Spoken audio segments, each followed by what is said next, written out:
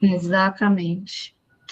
Hernande, você considera que a ectoplasmia ela é construída ou de alguma forma forjada, né? Se a gente pode dizer assim, ao longo de várias vidas? Como que você percebe isso e assim, se tem evidências ou indícios que apontam para isso, assim, para a gente poder estudar, ponto de vista considerando de vidas anteriores nessa área ou em áreas parecidas? Esse tipo de pesquisa é um tipo de pesquisa mais complexa, né? Porque, como a gente vai estudar vidas anteriores, nós precisamos identificar qual era a personalidade e ver o que é que essa personalidade trabalhou em vidas anteriores. Mas o que é que a gente sabe? O que é que favorece o processo de ectoplasmia é a descoincidência. Então, o sistema energético nosso, ele é formado a partir da última camada do psicossoma, que é o nosso corpo espiritual, certo? Então, ali vai fazer a conexão do psicossoma com o soma. Quem faz essa conexão é o sistema energético. Então, na hora que eu tiver uma descoincidência maior desses veículos, eu tenho maior mobilidade de energia, porque eu solto mais as energias.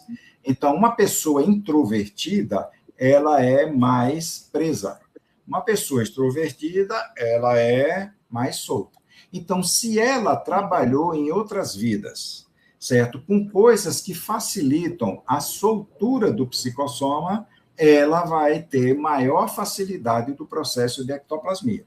Agora, o processo de ectoplasmia, ele não é homeostático, certo? Ele é neutro. Então, o processo da energia, ele vai ser homeostático em situações assistenciais e também vai ser patológico se a pessoa também tiver um desequilíbrio ali emocional. Então, uma pessoa que foi dançarino em outra vida, ela precisa de ter uma soltura do próprio soma, certo? Então, você não vê uma pessoa dura que é dançar, certo? Então, a pessoa tem que ter aquela flexibilidade. Então, um dançarino tem, se foi dançarino diversas vidas, tem a facilidade de soltura do próprio corpo energético e do próprio psicossoma. Então, a parte de, vamos supor, de representação, de arte, leva a isso. Agora, o que é mais importante do passado que leva à descoincidência é a pessoa ter trabalhado com um processo parapsíquico, certo? Principalmente lá na época do Egito, né, que é muito mais evidente, né, quando a gente observa, né? Então, o que é que eu fazia? Quando eu identificava uma pessoa assim, eu anotava no papel antes, para não induzir a pessoa, e perguntava se a pessoa tinha alguma suspeita, algum insight do que é de vidas passadas. Quando ela falava do processo lá do Egito, estava escrito lá no papel e eu mostrava lá para a pessoa para não induzir. Então, aí você faz uma pesquisa não indutiva, porque é muito subjetivo você ter uma inspiração e a pessoa achar, certo? Então, eu tive um caso de uma pessoa que eu tive projeção, de uma consim, que eu tive projeção. E durante a projeção, ela estava numa sonolência muito grande. E eu mandei a mensagem para a pessoa: olha, que a pessoa não sabia o que era projeção. Tive um sonho com você e você estava numa sonolência brava. A pessoa associou ao dia anterior que ela teve um problema no carro e teve que dormir tarde. Então, no outro dia, ela estava muito sonolenta. Um ano depois, essa pessoa foi diagnosticada com narcolepsia. Olha só. E ela foi uma que eu identifiquei, que eu fiz esse tipo de pesquisa e que ela tinha sido médium lá no próprio Egito. Então, ela tinha descrito. Então, o processo dela era de síndrome mediúnica. Toda vez que ela tinha uma descoincidência, porque ela fazia assistência, que ela trabalha com massagem terapêutica, certo? Essa pessoa foi desenvolvendo cada vez mais o processo de descoincidência dela. E ela tinha uma tendência mais para o aspecto mediúnico, então ela apagava. Então, uma pessoa dessa, ela pode muito bem ter o processo de narcolepsia, embora tenha que tratar isso neurologicamente, mas o caso dela, provavelmente, tudo indica que seja do passado dela pela descoincidência. Interessante. E você já viu, por exemplo, casos de pessoas que, em certas retrovidas, poderiam ter tido domínio disso, só que devido a certos bloqueios ou retrotraumas, ela embota e ela não manifesta, por exemplo, a condição ectoplasta nessa vida? Sim, eu tive casos que foi de pessoas que foram perseguidas por causa do processo parapsíquico, certo? Então, essas pessoas, que nós passamos por um período tenebroso, né, na nossa história, com um processo de parapsiquismo. Então, aí é onde entrou até o esoterismo. Então, as pessoas queriam trabalhar isso, mas não podia falar isso abertamente, senão era perseguido pela própria igreja. Certo? Então, muitos desses daí foram para a fogueira, principalmente as mulheres, eram tidos como bruxas, essas coisas. Então, muito disso causou trauma nessas pessoas. Então, muitas delas fizeram o quê? Esse processo traumático travou a parte emocional. Então, esses traumas podem muito bem trazer um problema de bloqueio disso. Então, a pessoa acaba bloqueando, né, essa descoincidência, certo? Mesmo tendo essa experiência, por um processo emocional que ficou gravado na aula-memória dela. Então, esses casos existem. Agora, eu não sei de outros, né? Eu estou te falando daquilo que eu já atendi fora do corpo e já atendi também em consciência, que passaram por isso e tiveram retrocognição com isso. Sim. Tem muitos casos para a gente explorar, né, Hernande? Agora, eu Muito. queria aproveitar que tem uma pergunta aqui que era bem na linha do que eu queria explorar também com você, que é sobre justamente esses ectoplastas aí que a gente está falando. A Débora está perguntando, poderia trazer alguns exemplos de personalidades na história que foram consideradas ectoplastas? Você tem alguma ideia, assim, uma pesquisa que você suspeita mais? Olha, aí, né, nós temos até o livro de parapsiquismo, né, que foi escrito aí pelo João, eu indico esse livro aí, porque tem toda a história do parapsiquismo e traz isso. No próprio nosso livro mesmo, né, tem o relato dos pesquisadores e dos médiuns, né, ectoplastas. Então, dentro desses médiuns ectoplastas, tem a Elizabeth Hopper, né, que é a Madame de Perrance, tem a Eusápia Paladino, né, a Florence Poe, que é a Eusápia Paladino, certo? Então, e tem os pesquisadores, né? Dentre os pesquisadores, nós temos o Wallace, nós temos o William Crookes, nós temos Alexander Azakov, certo? Então, nós temos diversos pesquisadores dessa área, e esses pesquisadores, eles estudavam uma médium específica, certo?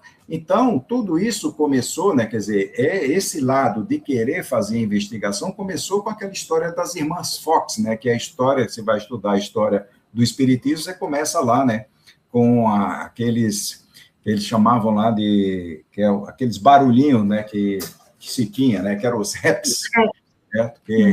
E aquelas mesas girantes, aquelas coisas todas. Então, os fenômenos começaram a ser mais investigados a partir daí. Aí surgiram essas médias, né? Nós temos essas relações todas, né? Está lá no livro, tanto do João quanto do próprio nosso, e vocês vão achar aí na internet diversos relatos disso. Qual que era a diferença bem grande? É que você tinha o parapsíquico, só que ele não tinha, certo, habilidade de informação para poder estudar os fenômenos que ele próprio experimentava.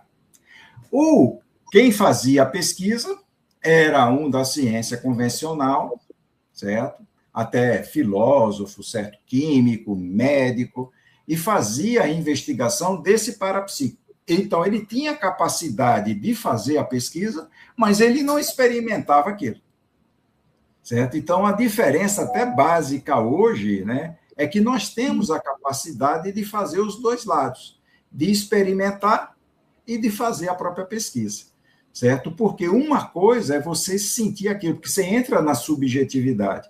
Como é que eu vou explicar para um médico a dor de cabeça que eu tenho? Não existe algo que vá medir a dor de cabeça, certo? Então, dentro do que a gente vem estudando de processo parapsíquico, a gente está estudando o efeito que aquilo pode produzir, certo? Mas o que facilita hoje em dia é que nós temos informações suficientes e a gente está formando o parapsíquico pesquisador, certo? Que é aquele Sim. que experimenta e sabe fazer a interpretação daquilo.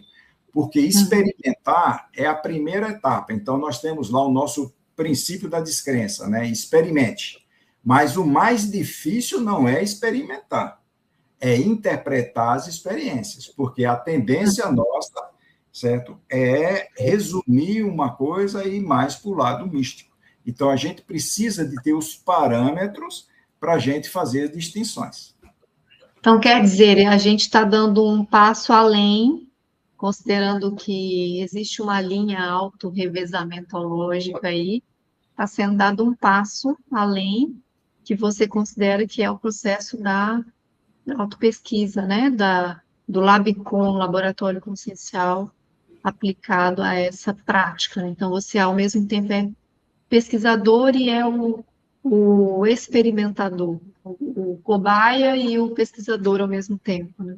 Perfeito. Porque o que vai acontecer, né? Quando a gente vai evoluindo, nós vamos entrar num processo de experimentação que vai entrar no mundo ideativo. O mundo ideativo, a pessoa vai ter que ter a facilidade de fazer as interpretações dentro daquilo que ela está percebendo. Então, vai chegar num ponto que não tem jeito, o processo é de autopesquisa. Na hora que entrar num processo ideativo, é de autopesquisa puro. Mas como é que eu vou chegar a fazer autopesquisa nesse nível se eu não tenho uma formação de pesquisa básica daquilo que é mais materializável? Então, o ectoplasma, o que facilita é que ele é semimaterial, então ele faz um efeito físico.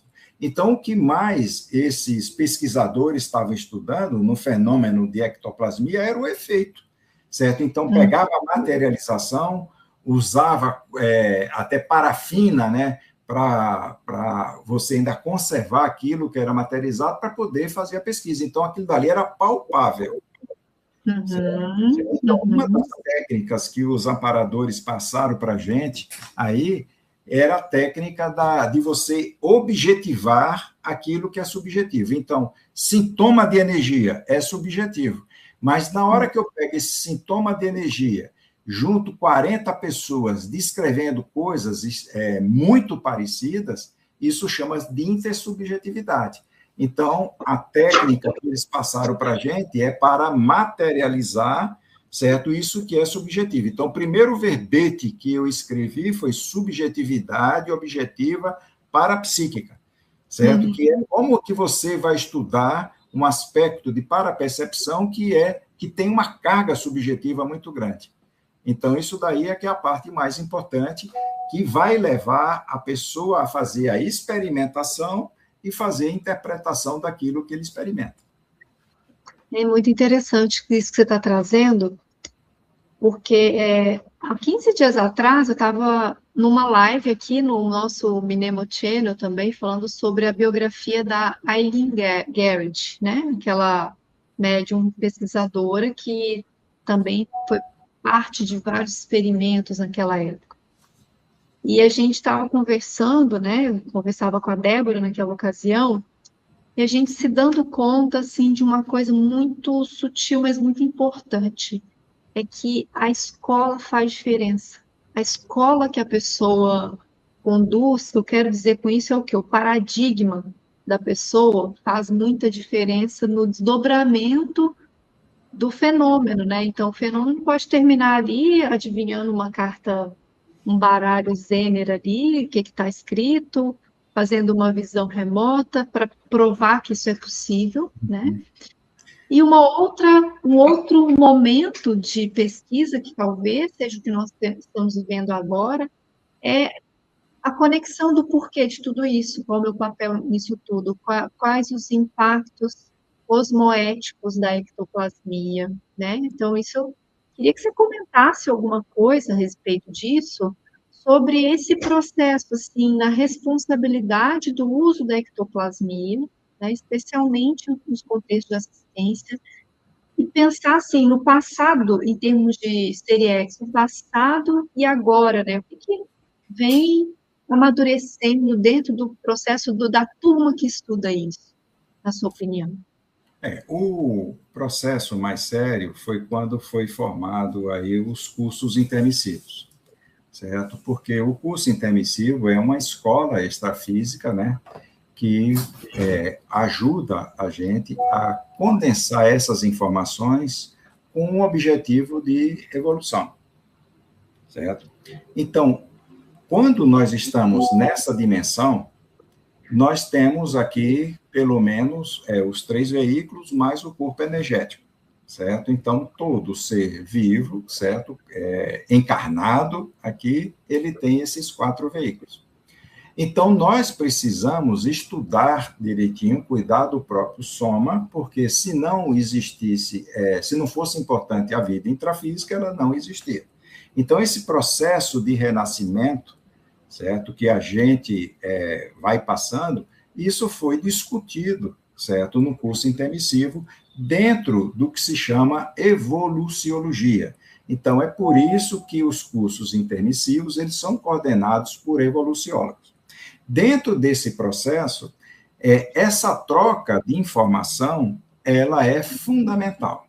Então, nós temos 2 aspectos fundamentais do processo da evolução. O mais importante é o processo ideativo, porque ele é que faz com que a gente entenda, certo, o contexto que a gente está e como que a gente está evoluindo. Então, você precisa de ter esse tipo de noção. Isso chama de tarefa do esclarecimento.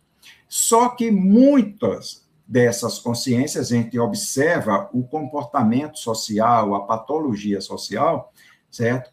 E isso tem um processo traumático muito grande por causa das coisas antigas de guerra, certo? Então, tem muitos bloqueios energéticos que impedem com que a gente tenha essa questão do discernimento. Então, nós temos diversas situações que embotam o discernimento.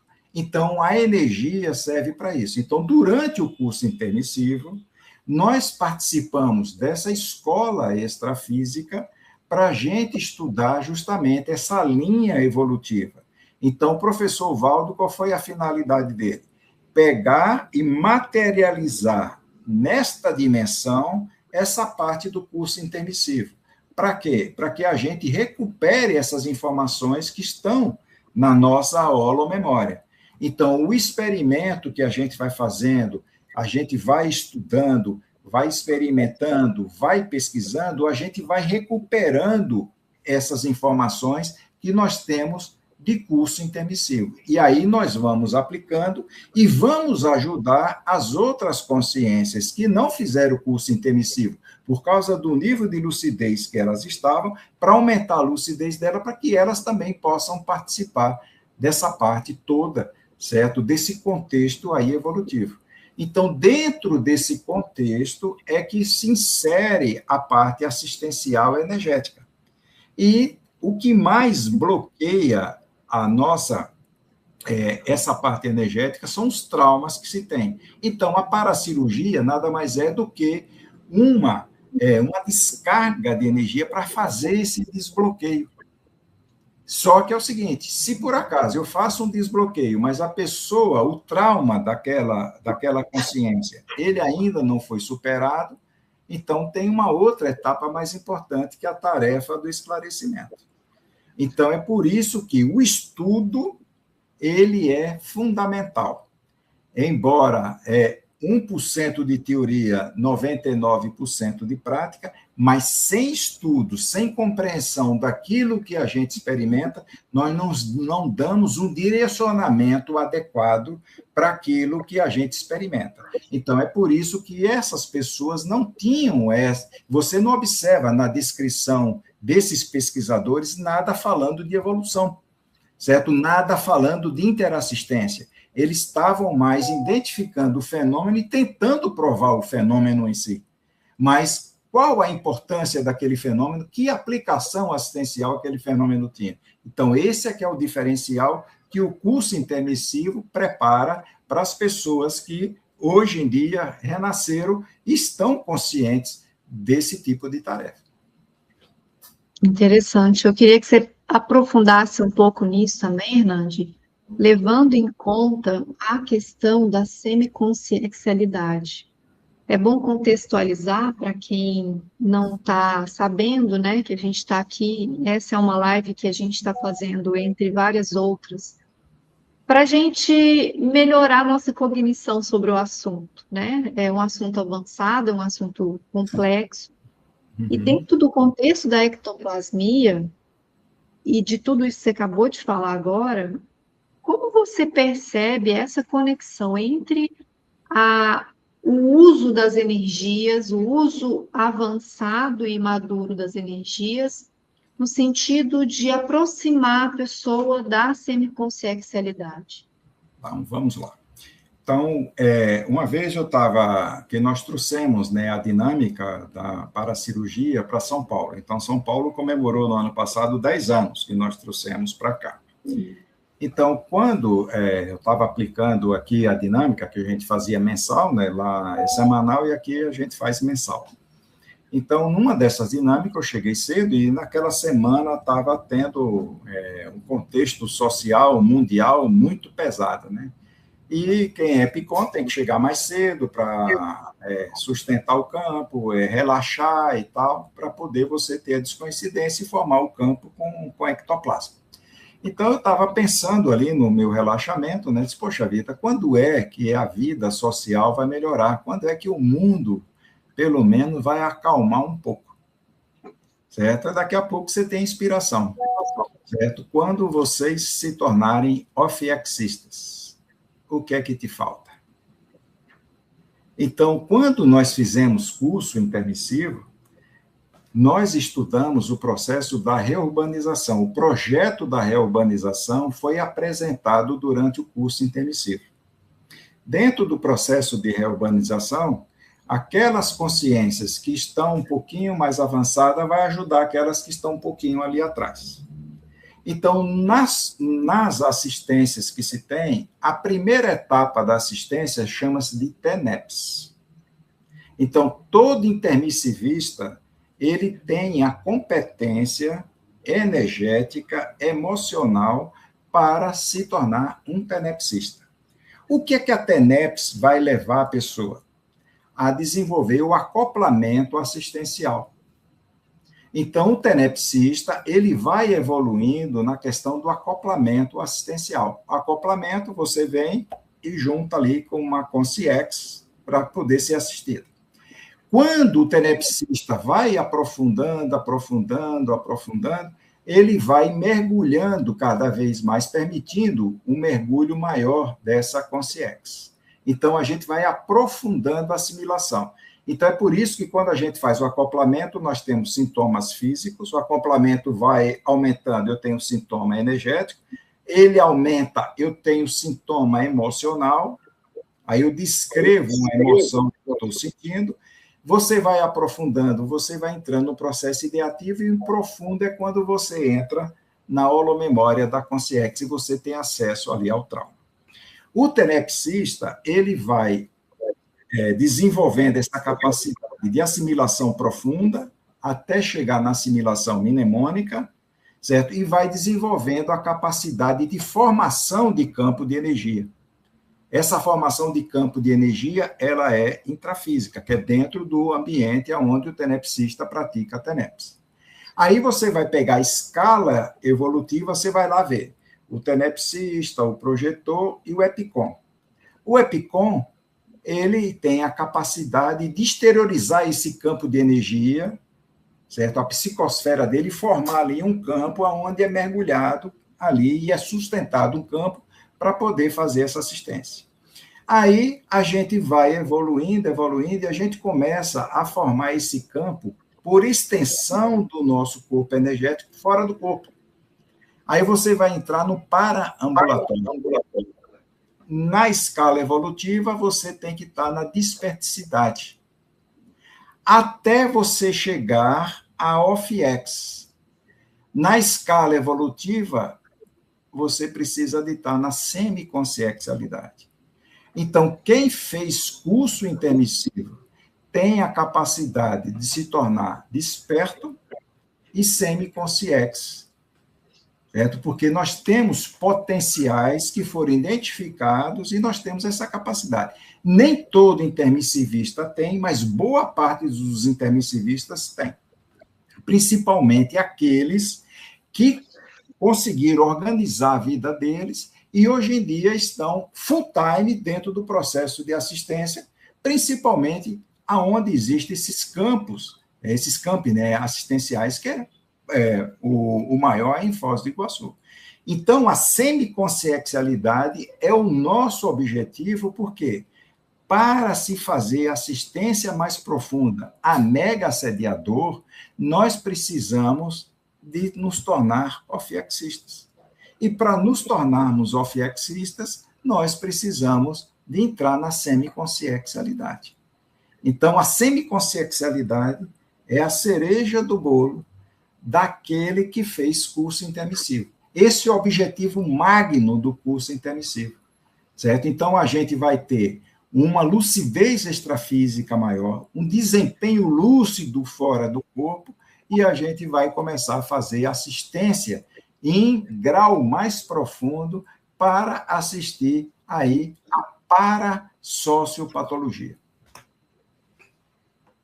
E você acha que num primeiro curso intermissivo a pessoa tem condição de chegar nessa condição, Hernande? Ou precisa de Depende da consciência, né? Depende de todo o histórico dela, certo? Porque o que você tem que estudar é o caso a caso, né? Então, se uma pessoa ela tem uma competência muito grande de processo assistencial, certo? De descoincidência lúcida, tem um processo de discernimento bem apurado, então ela tem um grande potencial. Certo? Então, não dá para generalizar, né? Não dá para generalizar. É difícil, mas não. O objetivo do curso é justamente esse, né? A gente trazer esse questionamento para a realidade nossa, cada um fazer as suas próprias pesquisas e avaliar, né? Exato. Uma das coisas sérias, né, que foi a escrita do livro, né, que é uma entrevista com o professor Valdo, que é o livro OFIEX. Ah, né? Legal, legal. Mostra a capa aí, você tem ele para mostrar? Aqui, né? Deixa eu ver aqui, ó. Isso aqui é o livro OFIEX, Auto OFIEX, né? Certo? Isso daqui é uma entrevista da professora Cátia Aracaki, que fez com o professor Valdo. Aí um amigo do professor Valdo teve, durante a TENEPS, um insight, né, de pedir para que fosse publicado em livro essa entrevista, que a gente conhecia a entrevista, mas ela não estava publicada em livro, certo? E isso aqui foi um dos grandes objetivos, porque quando a gente está integrado no processo de evolução, nós temos que ter um norte, que chama de bússola consciencial. A nossa bússola consciencial é a semiconsciencialidade por causa da OFIEX. Então, é por isso que a gente precisa estudar, certo? Como é que funciona a OFIEX, para a gente ter o discernimento adequado e fazer autopesquisa para a gente conquistar esse patamar evolutivo. Legal. Vamos aproveitar e pedir aqui um espacinho para a gente poder falar do nosso curso. Aqui, gente, está... Deixa eu mudar a nossa posição.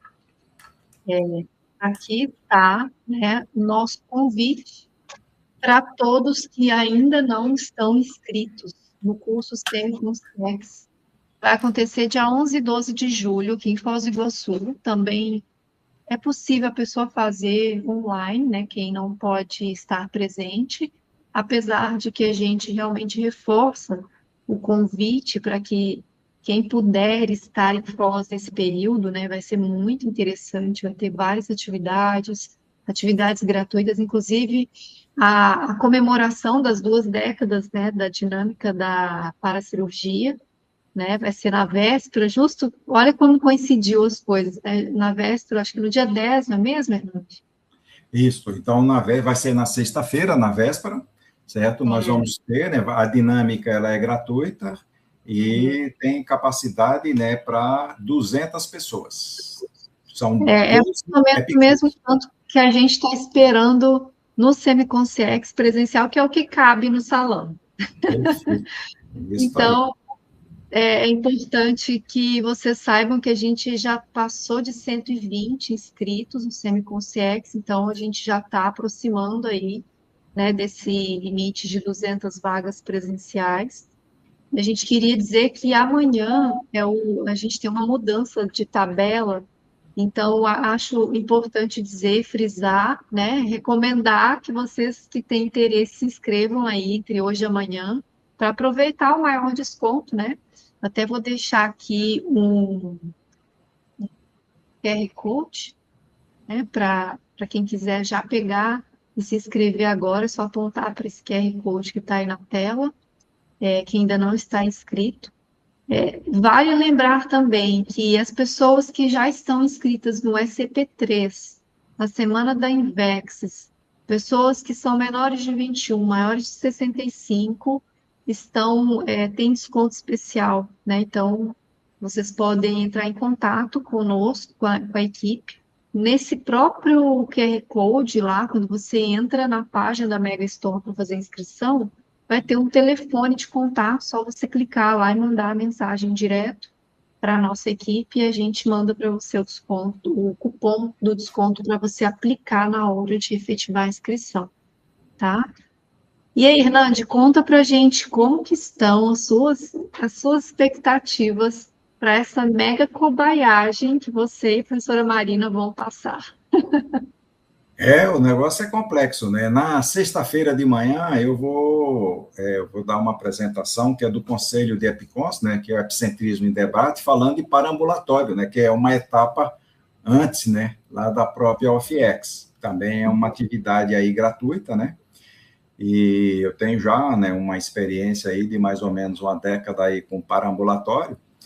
E a expectativa, né, maior, né, é de ver também, porque quando a gente está fazendo autopesquisa, tem muitas variáveis que ainda não, a gente ainda não pensou, né, e o que é bom, né, de estar participando é que o pessoal também vai fazer perguntas, tem muitas apresentações, e aí você vai fazendo uma autopesquisa, observando diversas outras variáveis que você não tinha pensado, certo? Então, eu participei, né, de um que é sobre a questão da própria dispeticidade, que é o PROAD, né, que é um curso também super importante, quando o professor Valdo chegou, né, e falou, né, da importância do desenvolvimento, né, da dispeticidade em 3 anos, certo? Então, aonde é que está essa informação? Então, nós não vamos sair do zero para a dispeticidade. É recuperação de cons e aplicabilidade prática daquilo. Então, se eu conheço aquela teoria e eu começo a fazer a aplicação daquilo dali, então a gente vai experimentando e vendo que aquilo dali é uma coisa factível, que aquilo dali não está longe. O professor Valdo falava que ele era desperto, né, e não era o desperto total. Aí, uma vez, ele estava aqui em São Paulo, eu cheguei e disse, Valdo, essa história de você falar que é desperto, você, para mim, você está ali próximo, no mínimo, treinando para ser orientador evolutivo, né, pelas próprias características, né, certo? E ele não falava, não abria o jogo, nada daquilo, porque as pessoas colocavam uma distância muito grande nas coisas. Depois que a gente vai experimentando e vai vendo que aquilo dali é factível pela própria experiência, certo? A gente vai colocando aquilo em prática, certo? E nada melhor do que a gente se sentir um completista, né? Então, se dentro do próprio curso intermissivo, certo? Nós temos esse conhecimento, nós temos essa competência, a gente coloca isso em fluxo, certo? A satisfação íntima em ter conquistado aquilo que nós planejamos é extremamente gratificante. Interessante. Eu vou aproveitar também para a gente responder algumas perguntas que o pessoal trouxe aqui. Tem várias perguntas e, assim, podem mandar mais, tá, gente? A gente tem um bom tempo de live, eu também tenho algumas aqui, mas eu quero agora dar uma oportunidade aqui para a galera. A Liliana pergunta se você tem informação se o professor Valdo fazia paracirurgia na UFIEX. O professor Valdo, ele fazia paracirurgia até no tertuliário, certo? Então, ele chegava lá no tertuliário, né? A gente estava participando daquelas, era as mini tertúlias, né, o tertúlia matinal, né, que era mais fechada, e tinha as tertúlias na parte da tarde. E ele depois começou a fazer umas aplicações energéticas, não sei se o pessoal se lembra disso daí. Então, muitas vezes ele falou do processo lá de paracirurgia. Agora, a OFX, o que se trabalha em OFX, certo, é para fazer um tipo de assistência numa patologia muito grande, certo? Então, na própria OFX é trabalhado a questão de transmigração, certo? E a transmigração, ela é um processo de destino daquela consciência. Então, ela não vai mais ressomar aqui, né? Então, todo aquele contato, né, social, parasocial que ela tinha, certo? Ela vai fazer uma viagem para um lugar totalmente desconhecido, que vai falar outra língua e tudo isso. Então, esse nível de assistência, para você decidir o destino de uma consciência, você tem que ter uma informação do processo de orientação evolutiva para aquela pessoa. Então, é por isso que a gente estava falando que ele estava, no mínimo, já próximo da orientação evolutiva, certo? A experiência que se tem, né, com o OFX é um processo muito mais complexo. A paracirurgia é um pouquinho mais para baixo. A paracirurgia que é feita em OFX, certo? Assim, depende muito de situações de ressoma de algumas consciências que estão para vir, que são extraterrestres. Então, o EM é um deles. Mas ali não era só no processo de OFX, né? Até em ECP2 estava ali para fazer uma adaptação do psicossoma daquela consciência, porque ela não tinha o formato, certo, do nosso psicossoma. Então, o acoplamento com uma consim, certo, que serve de molde energético para poder adaptar e alterar o psicossoma, o molde do psicossoma daquela consciência para ela se adaptar e renascer aqui. É uma paracirurgia plástica de pré-mãe. De pré-mãe, exatamente isso. Agora, você imagina, tem muitas pessoas, né, que descrevem, né, o processo de percepção de extraterrestre. Então, tem alguns que já renasceram, né, e uma vez eu conversei com o professor Valdo de adaptação do psicossoma que levava a aborto espontâneo. Então, quando você não tem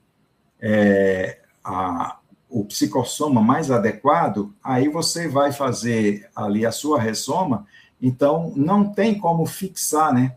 Então, aí você tem um aborto espontâneo. Não significa que todo aborto espontâneo seja isso, mas muitas dessas situações, até a adaptação adequada, leva a aborto espontâneo.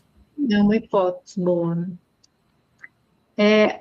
O Marcelo, ele traz aqui uma coisa bem específica, não sei se você está familiarizado. Na tertúlia 1474, o professor Valdo fala sobre o chamado feto ectoplasma. Talvez seja isso que você está falando. Aquele negócio lá da mão. Não, isso aí era do processo mais de você fazer um processo de ectoplasmia com a mão. Certo? Tá. Poderia então, explanar. Isso é um experimento que a pessoa fazia para poder sentir a condição da energia, né? Certo? E ectoplasmia. Entendi. Aqui a Aline. E o percentual de sintomas relacionados ao simpático? É por muita assimilação, assédio, macro-PK, acidente? A questão é o seguinte, quando a gente tem, você tem lá o equilíbrio simpático e parasimpático, aí você vai ter um desequilíbrio momentâneo. Então, o desequilíbrio momentâneo, certo? Então, o parasimpático é ativado, aí o simpático cai. Aí, o que é que acontece? O próprio organismo vai fazer com que o simpático venha para poder puxar aqui o equilíbrio. Agora, existem muitas situações, quando a pessoa ainda está em desenvolvimento, que na hora que ela faz a assimilação, pega no emocional dela. Certo? Aí, quando pega no emocional dela, ela, apesar de estar começando uma ativação parasimpática, ela tem uma descarga simpática. Certo? Então, isso faz parte do desenvolvimento e da aquietação emocional que a gente precisa passar. Então, é por isso que existe o desconforto inicial do tenepsista, o desconforto inicial do EPICOM, certo? Dos acoplamentos energéticos, até a gente chegar numa situação em que isso não acontece. Quando é que a gente supera isso? Quando a gente está na dispersidade, certo? Então, é por isso que a gente vai evoluindo na capacidade de fazer acoplamento com assimilação. Porque toda vez que a gente faz um acoplamento, nós temos essa assimilação emocional lá da consciência, certo? Então, ela está alterada, e aquilo balança o nosso, certo? Então, uma das situações que a gente pega nas descrições das pessoas que participam da dinâmica, tem uma pessoa que sentiu raiva, outra pessoa teve saudade, a outra pessoa teve uma irritação, certo? Então, tudo isso daqui é pela descarga, né, do sistema simpático provocado pelo acoplamento. Então, a ectoplasmia ativa o parasimpático. A assimilação pode desencadear um processo emocional nosso que leva a uma descarga simpática. A Liliana está aqui naquela pergunta que a gente fez, né? Ela comentou aqui, se você foi dançarina nessa vida, talvez também tenha essa facilidade de soltura. Sim. O Valdo tinha uma dançarina lá que acompanhava lá a Graça, que era amiga da Graça, e o Valdo falava do processo de ectoplasmia dela ligado a isso. Certo? Então, a dançarina, o ator e tal. Só que é o seguinte, o que a gente precisa de ver é a maturidade, né, no processo de ectoplasmia, ou seja, quando a ectoplasmia não traz um problema para a gente, certo? Porque é o seguinte, se eu tenho uma assimilação e aquilo pode me descompensar um pouco no processo emocional, certo? Geralmente, você observa o seguinte, quais são os artistas que estão bem equilibrados emocionalmente? E aí eu fui estudar os artistas que não conseguiam sair do papel. Então, eles faziam ali, né, todo o processo, né, para desenvolver lá o filme e não conseguia sair do personagem. Certo? Então, eu tive que estudar isso daí porque a pessoa começa a fazer assimilação. Certo? Você faz uma evocação. Então, estuda direito aí a questão do cara que fez o Coringa de Batman. Então, tem vários casos, né, que a pessoa está perturbada, doente, né? Exatamente. Tem acidente de percurso, tudo isso por causa do processo de assimilação. É porque esse campo, né, como você mencionou anteriormente, né, Ilante, ele é um campo neutro, né? Então, tem tanto as condições otimizadas que a gente está tentando aqui puxar para esse viés, mas tem também os poltergeists, tem os macro-PKs, tem uma série de questões entrópicas que você põe a pessoa cheia de energia em uma condição interna entrópica, vai repercutir muito aquilo. Por isso que aquela pergunta que eu trouxe, né? Os processos do passado vão vir a reboque, né? A pessoa vai ter que ver aquilo para mudar, senão não vai, né? Olha, você vê, né? Quando eu comecei a trabalhar aí com a dinâmica, eu passei um tempão atendendo uma coisa ligada ao meu passado, que era dos templários. Então, na hora que você faz acoplamento com uma consciência, isso daí traz toda a sensação que você tinha daquele passado, certo? Você imagina se você passou por algum trauma ali, certo? Sendo vítima, não tem nada disso. Aquilo vem à tona. Então, existe o processo da emoção, da consciência, desencadeando em você o seu processo emocional. Então, potencializa isso. Então, é por isso que o processo do equilíbrio emocional, certo? É que é fundamental para a gente aprofundar a questão da assimilação, do acoplamento, para poder ajudar as consciências.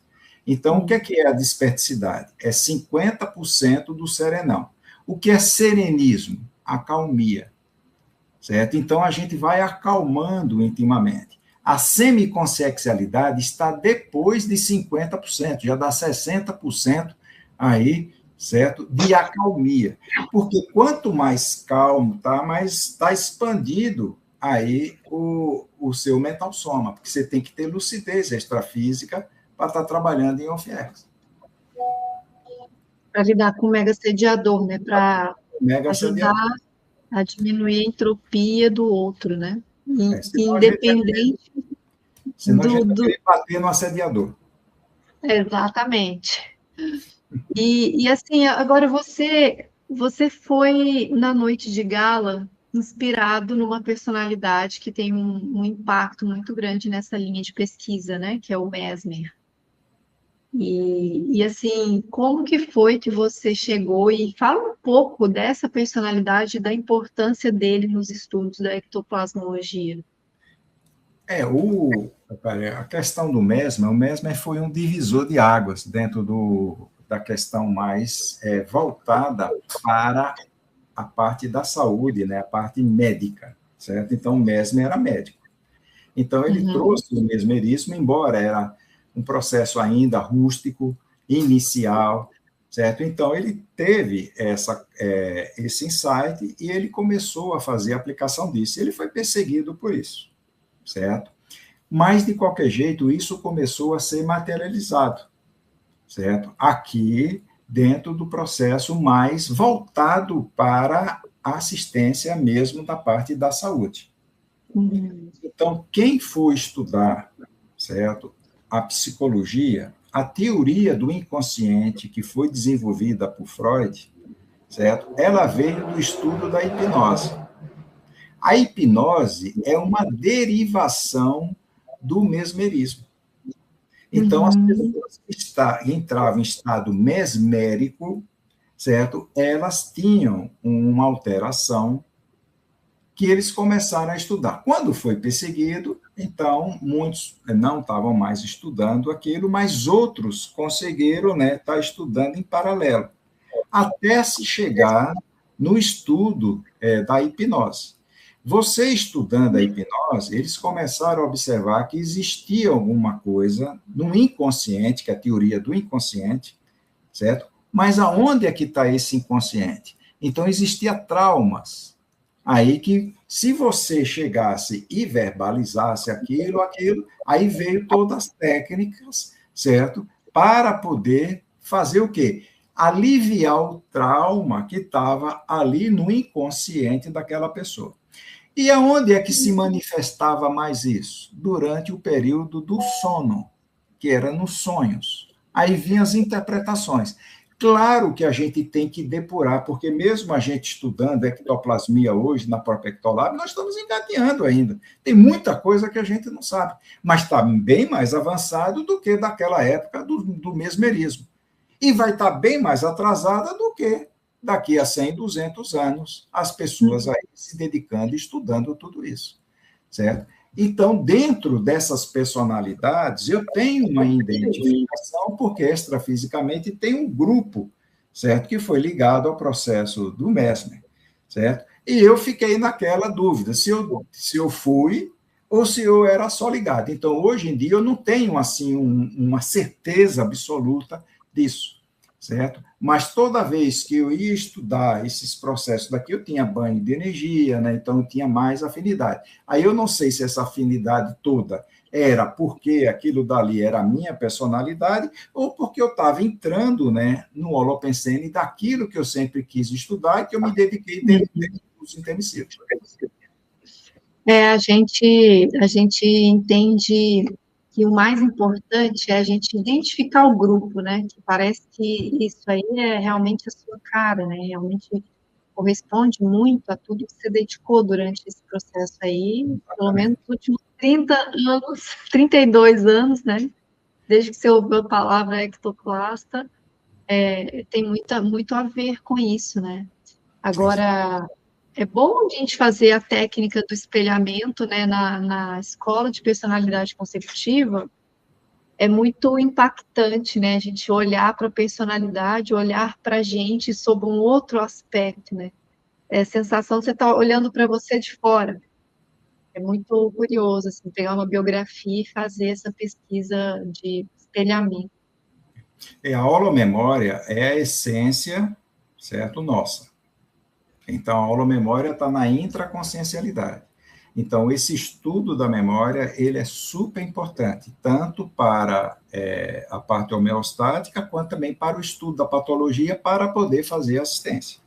Porque é justamente aí onde nasce, né, todo o processo traumático. Porque de onde é que vem o trauma? Eu passo por uma experiência, eu interpreto e eu introjeto, eu gravo o que eu interpretei sobre aquela experiência. Aonde é que está essa interpretação? Está na holomemória, certo? Então, se você pegar uma pessoa com Alzheimer, ela vai chegar no ponto que ela se despersonaliza porque ela perdeu a memória, certo? Então, quando a gente vai nascer, certo? Que a gente vai amamentar, ninguém ensina a gente a mamar. Nós temos uma memória, certo, de sobrevivência. Então, essas memórias todas, elas são importantíssimas. E quando a gente quer, de fato, estudar, né, que começa a interpretar, então, um processo de domínio, de energia, de formação de campo, a gente começa a ter acesso, certo, à central extrafísica de energia. Quando a gente começa a entrar em pacificação, quando chega na desperticidade e na semiconsciencialidade, o acesso nosso à central extrafísica da fraternidade, certo? Ele expande. Mas para a gente chegar na essência da central extrafísica da verdade, que é onde está a holomemória do universo, certo? É onde a gente vai ter as expansões de consciência, certo? E a gente vai entrar em consonância com a memória do universo. Então, isso daí é a expansão da consciência através do processo da holomemória. A coisa mais séria que se tem é esse acesso à holomemória. Eu estou vendo aqui que tem algumas outras perguntas, deixa eu compartilhar você também aqui, para você ajudar a pessoa. Derli pergunta: podemos considerar que a docência conscienciológica, pela característica da extroversão, pode ser considerada uma excelente prática nessa existência para facilitar sermos ectoplastas na próxima vida? Ser docente vai te acelerar em dois aspectos. O primeiro aspecto que vai te ajudar bastante é a questão toda da tarefa do esclarecimento, certo? Então, o docente nada mais é do que um praticante da tarefa do esclarecimento. O que é bacana da docência é o seguinte: quando você faz assistencialismo, você ganha lá R$1.000, você pega 10 pessoas com problema e você dá R$100 para cada um. Então, cada um ficou com 100 e você ficou sem nada. Então, essa é a distribuição material. Quando você vai dar uma aula, você passa conhecimento para 100 pessoas que estão ali e você sai com mais conhecimento que quando você entrou. Então, o processo da docência acelera demais a recuperação de cons. Isso acelera, certo, a questão evolutiva. E quanto mais você faz isso, você também está soltando o seu processo de energia. Então, você está trabalhando as duas coisas.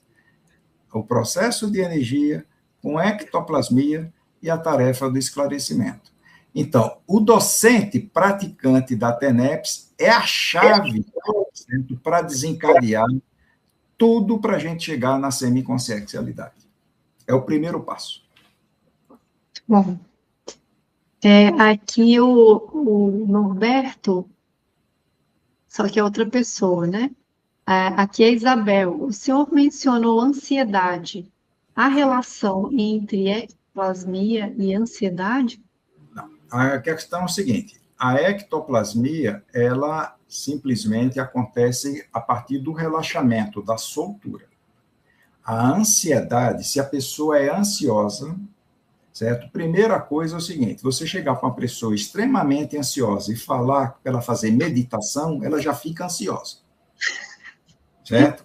Só de pensar em meditar, ela já altera.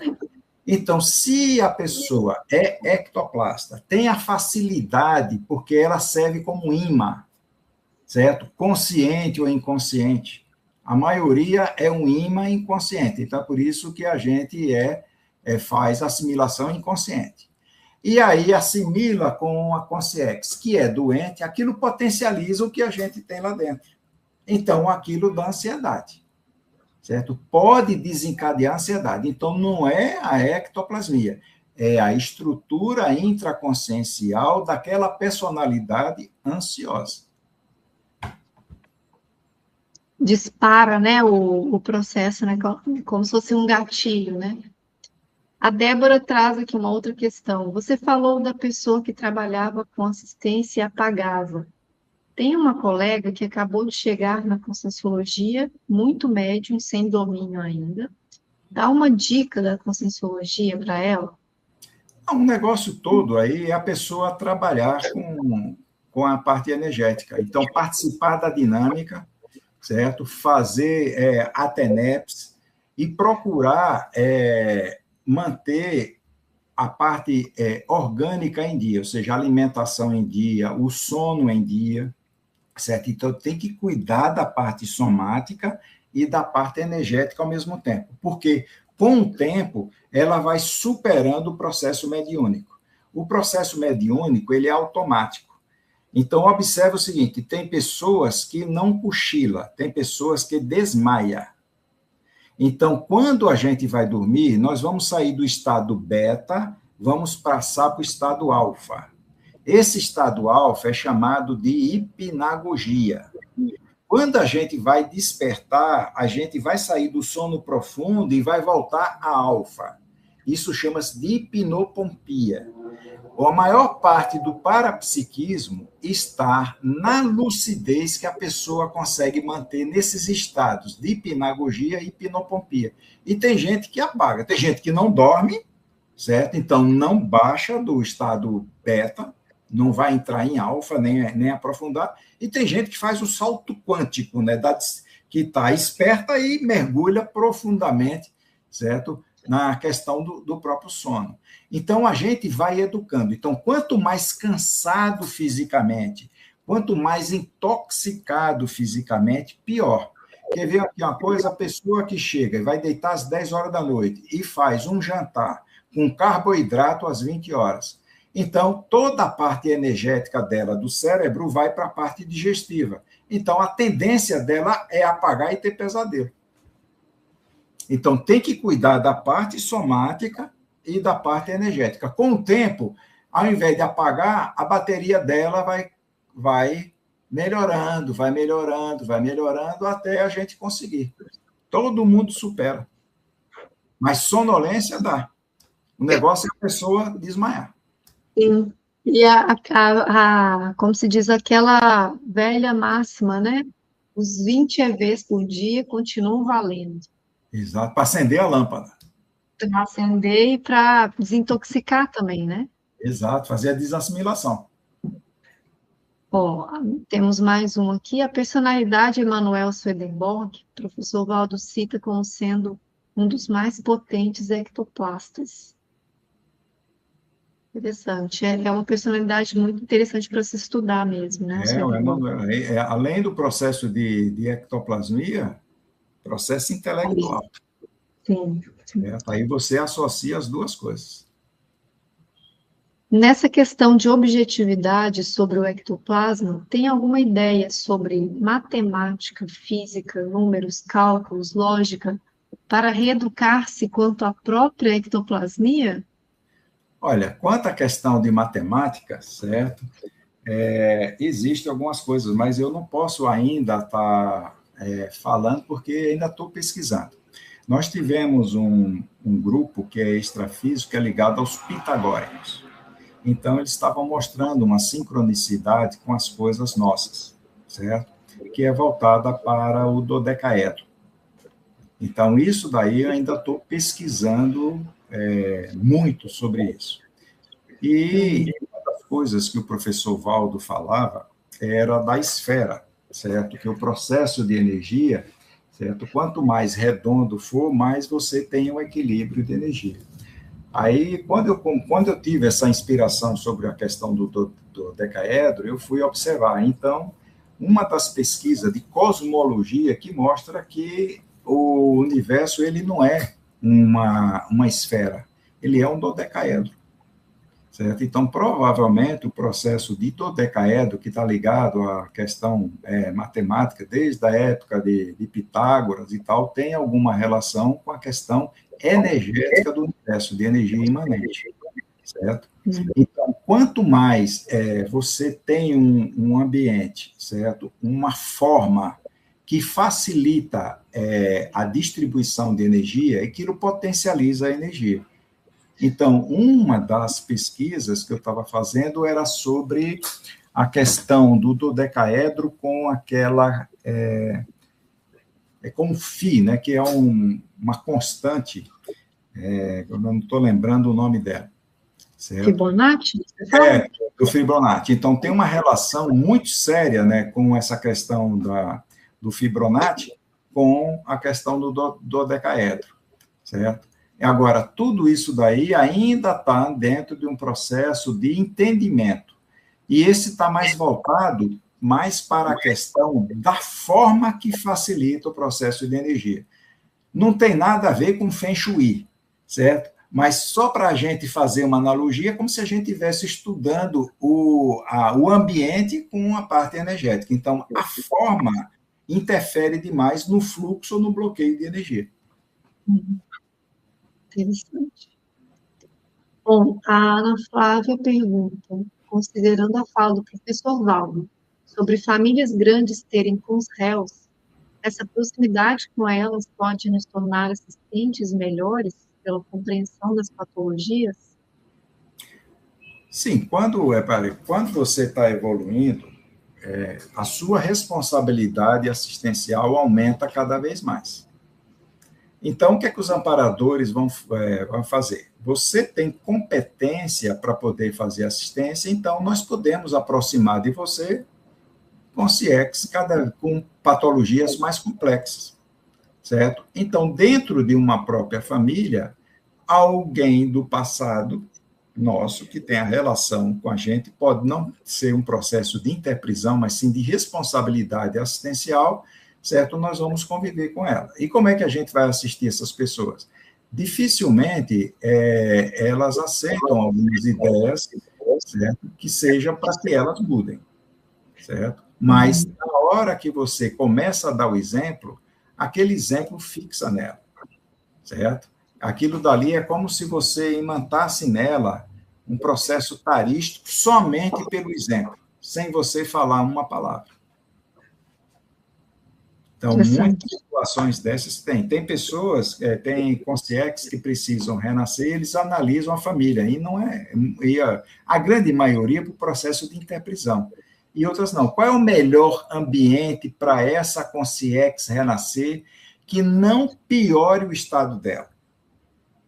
Aí, qual é a família mais adequada? Aí vai ver qual é o que tem mais a aproximação e tal, teve relação afetiva e tudo isso, mas não por um processo de dívida kármica, e sim por um processo de responsabilidade assistencial. Aí você acolhe aquela consciência assim. O PFO Reis é comum durante a TENEPS participar de cirurgias. Vou sempre com amparadores. Existe processo mediúnico aí também? O processo mediúnico é somente pela descoincidência, certo? Aí você vai fazer a incorporação com um amparador e as consciências vão ser mergulhadas ali na psicosfera. E muitas vezes pode acontecer paracirurgia dentro da própria TENEPS. Mas geralmente a paracirurgia vai acontecer quando a TENEPS está mais estável. Mas acontece muito. E a Aline pergunta, doutor, o que o doutor acha do Tai Chi Chuan, Qigong, ajudam nesse nosso processo de desenvolvimento para psicoectoplasmia? Sim, até o Qigong, né, se você for observar, ele tem os movimentos de energia de sobe e desce, certo?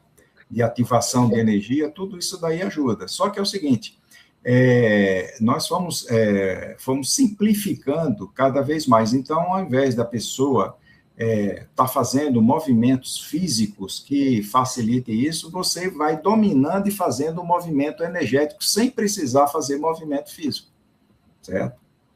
Agora, o Tai Chi Chuan, o Qigong, Isso, dentro do processo de ativação de energia, realmente, se você for estudar aí os chineses e tal, a aplicação disso, certo? Você vai ver muito domínio de energia, mas você não vê nenhum deles falando em TENEPS, em OFF-X, em parambulatório, certo? Em tarefa do esclarecimento.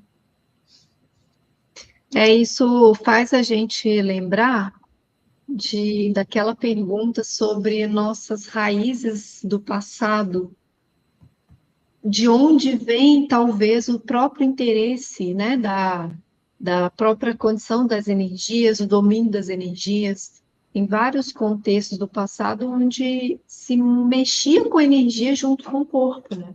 E às Exatamente. vezes muito ligado também a guerras. Então, o processo de dominar o corpo para você ir para uma guerra, para você fazer batalhas, tem aqueles monges, né? Monges, se não me engano, monge Shaolin, né? Que dominavam a energia para atacar. Então, tem uma conotação ali que Bélica. envolve o contexto bélico, que hoje em dia é totalmente dispensável nesse contexto atual, né? Se a gente pensar que nós estamos dando um passo adiante de tudo que a gente já fez antes, né? Perfeito. Esse nosso papo, Hernande, poderia durar um tempão, tem muito assunto. A gente está aqui caminhando para o final. Eu tenho uma pergunta aqui que eu quero te fazer, que eu guardei aqui mais para o final. É que lá naquela época, acho que 2000, se não me engano, 2014, não, foi antes, foi. Eu não lembro a data exatamente, tá? Acho que foi 2011 por aí. Que teve aquele grupo, né? Ficaram conhecidos como os emissários do transmentor, né? Um grupo de consciências que vieram e entre os lugares onde eles passaram, né, foi falado, né, que eles fizeram uma para-auditoria, né, entre Uhum. os lugares houve para-auditoria na turma da Ectolab, nas pesquisas que vocês estavam fazendo. Uhum. E a minha pergunta é assim, quais foram os efeitos dessa visita? Como foi assim a sua avaliação desse contexto? Que você pode nos compartilhar com a gente aí agora, principalmente nesses duas décadas, né, da própria dinâmica, enfim. A questão desses emissários, eles estão muito mais ligados ao processo de insights ideativos, certo? Então, quando nós começamos a fazer a pesquisa, a gente não sabia nem como é que ia fazer, certo? Então, no começo nós distribuímos até, né, para 12 pessoas, que eram 12 acoplamentos, né, e não saía nada e tal, aí foi quando eu tive a inspiração de levar para casa, dava um trabalho danado, né, porque eu terminava a dinâmica, saía de lá às 10 horas, fazia um lanchinho pequeno, e ia estudar e ficava até as 3h30 da manhã para fazer todo o levantamento daquilo, e na segunda-feira que eu levava lá para a equipe, né, junto lá com a Neida, com a Beth, com o Djalma, certo? Aí foi juntando, né, lá o grupo para a gente ir fazendo. Aí, nesse período, é que a gente começou a ter inspiração desse grupo, certo?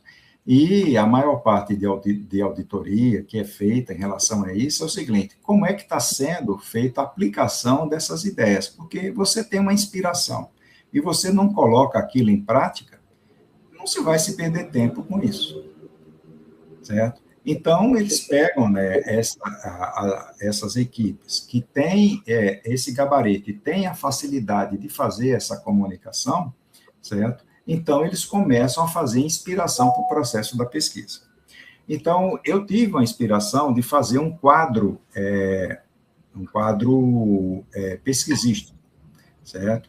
Então, para se fazer o resumo do que é assistenciologia. E até nos cursos mesmo nossos, eu apresento esse quadro. E aí, na questão lá da semiconsciencialidade, eu vou apresentar lá. Tá, joia? Para mostrar direitinho. Então, esse quadro, ele começa com assistência. Aí você vai para o lado da pesquisa, certo? Aí, quando você vai fazer assistência, você vai descrever aquilo que você percebeu. Então, é a parapercepção, é o segundo passo. Depois, você vai compilar aquilo que foi anotado. Então, você assiste parapercepção, análise da parapercepção. Aí é onde você vai fazer a peneira do que é subjetivo para aquilo que vai se tornar objetivo. Quando você faz isso, você começa a separar. Aí você faz o que se chama de parapercepciograma. Então, nós desenvolvemos a técnica do parapercepciograma e doamos até essa técnica lá para o acoplamentário. Então, é por isso que existe um acoplamentário anual de pesquisa que foi doação nossa, certo? Da técnica do parapercepciograma. Aí, da técnica do parapercepciograma, você vai chegar e você vai ter uma ampliação da compreensão da assistência que você faz. Isso chama-se ádito ideativo. Então, existe o verbete subjetividade objetiva, existe o verbete ádito ideativo. Quando você tem um acréscimo, que é esse ádito ideativo, para você compreender a assistência que você faz, você se torna ali, certo? Você está tendo uma descoberta, certo? Então, você pode muito bem ser um epicentro tarístico de Verpons. Então, o que é que o professor Valdo era? O maior epicentro de informação verpenográfica. Então, o tertuliário nada mais é do que uma estrutura de você se tornar um epicentro tarístico. O verbetógrafo ele está fazendo o exercício de apresentação do verbete para poder fazer atalhos. Então, Valdo trazia tudo isso. Aí eu escrevi o verbete epicentro tarístico neoverpônico, certo? Quando você faz isso daí, você está compreendendo em profundidade a assistência que você faz. Então, você transformou o assistencialismo em assistenciologia. Aí eu fiz esse quadro, aí o professor Valdo foi lá nos visitar.